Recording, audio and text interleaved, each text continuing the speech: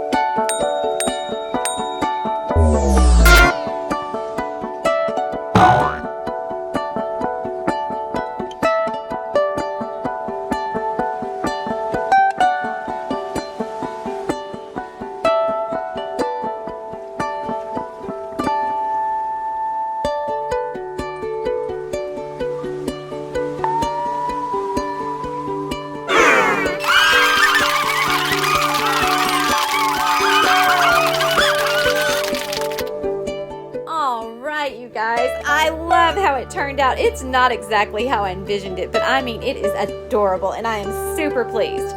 Now, if anyone ever says you're as cute as a bug, you're gonna know you're super cute. All right, I'll link everything that I use down below in the description over on my website once you run get what you need, and I want you to give this a try. We all know somebody that's gonna love this little ladybug, and I bet you know a super cute place to put one too. Maybe keep one for yourself. But hey, send me a picture before you do. I've got to see what you come up with. I'm also going to link a couple of videos right here because I'm feeling spring. I want you to give them a try. And until next time, rock on!